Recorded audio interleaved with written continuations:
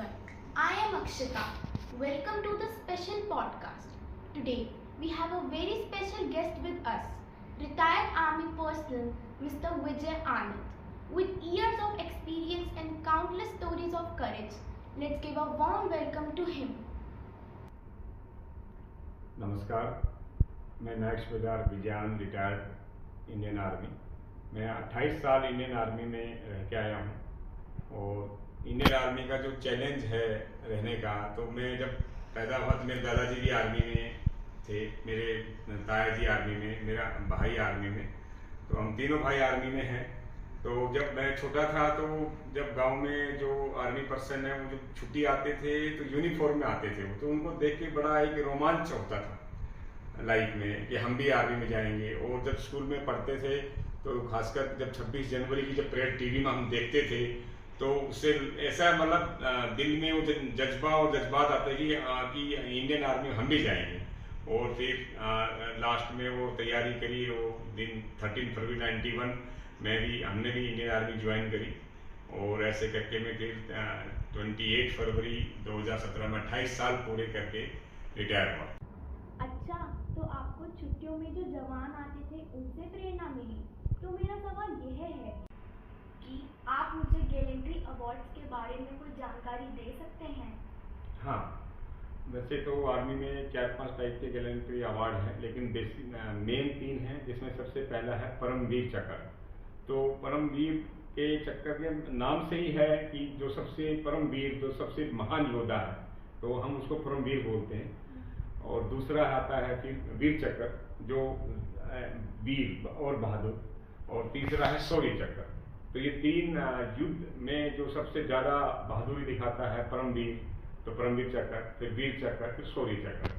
और चौथा चक्कर है अशोक चक्र, जो शांति काल में, जैसे अब हमारे देश में शांति काल चल रहा है, ऐसे में कोई घटना हो जाती है, जैसे देश में बाढ़ का आना, भूकंप का आना, इसमें कोई जो सैनिक अपनी ड्यूटी से बढ़ के उम्मीद से ज़्यादा काम करता है, हौसला और साहस के साथ में काम करता है, किसी की जान बचाना। जैसे अभी हमारे देश में हुआ था, कहीं आग लग जाती है तो किसी को जिंदा बचाना, वहाँ किसी की लाइफ को, तो वहाँ पर अशोक चक्र मिलता है। आपको कभी गैलेंट्री अवार्ड मिला है या फिर आप किसी गैलेंट्री अवार्डी को जानते हैं? हाँ, मैं गैलेंट्री अवार्ड को जानता हूँ, जो अभी आप भी उनको जानते हो, लेकिन ऐसा मौका मिला नहीं होगा आपको। ये कारगिल युद्ध में परमवीर चक्र जो मिला योगेंद्र यादव को, उस टाइम वो सिपाही थे और आज वो सूबेदार मेजर और ऑर्डिनरी कैप्टन से रिटायर हुए हैं।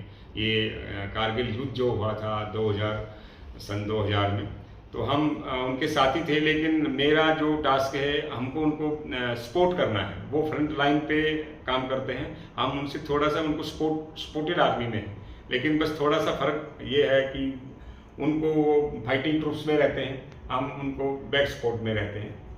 लेकिन हमारे को भी मैं शांति सेना में था साउथ अफ्रीका में, तो वहाँ भी मैं अभी front line as a front line में मैंने ड्यूटी करी, तो वहाँ पर भी मेरे को फोर्स कमांडर का साइटेशन अवार्ड है।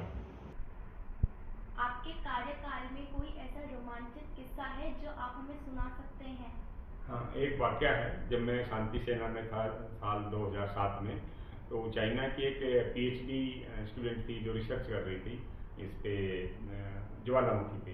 तो वो वहाँ साउथ अफ्रीका में कांगो कंट्री है, जो पहले जेरे के नाम से था, तो वहाँ नियरा गांगो में लाइव ज्वालामुखी है, तो वो वहाँ उसको ऊपर रिसर्च करने गए थे, तो वो उसके अंदर पाँव स्लिप कर गया, वो उसके अंदर गिर गई लड़की। तो वहाँ पर जब पता चला उनको, वहाँ के ये डिस्कवरी चैनल वालों की, वो लड़की जब गिरी तो उसकी डेथ हो चुकी थी, कि भाई उसके अंदर से उसकी डेड बॉडी को बाहर निकालना है। तो वहाँ शांति सेना में इंडियन आर्मी थी वहाँ पर, तो इंडियन आर्मी को सूचित किया गया, तो इंडियन आर्मी की 5 की टीम बनाई, तो उस टीम के अंदर मैं भी था। तो हम वहाँ गए, तो जब वहाँ देखे तो लास्ट में जब उसको देखा भी डेड बॉडी वहाँ से 300 फीट नीचे है ज्वालामुखी के अंदर, जो कुआं है उसके अंदर। तो फिर वहाँ 5 से हम 3 को सेलेक्ट किया गया, तो 3 में हम अपने पीठ पे रस्सा बांध के और ऑक्सीजन सिलेंडर लेके, ज्वालामुखी में तो विभिन्न प्रकार की गैस निकलती हैं जो कि बहुत हानिकारक है, आप सांस खुली हवा में सांस नहीं ले सकते, तो ऑक्सीजन सिलेंडर लेके और पीठ पे रस्सा, कमर में रस्सा बांध के हम उसमें कुएं में उतरे और फिर हम उसकी डेड बॉडी को बाहर लेके आए, जो कि बहुत ही एक चैलेंजिंग टास्क था उसको बाहर निकालना डेड बॉडी को।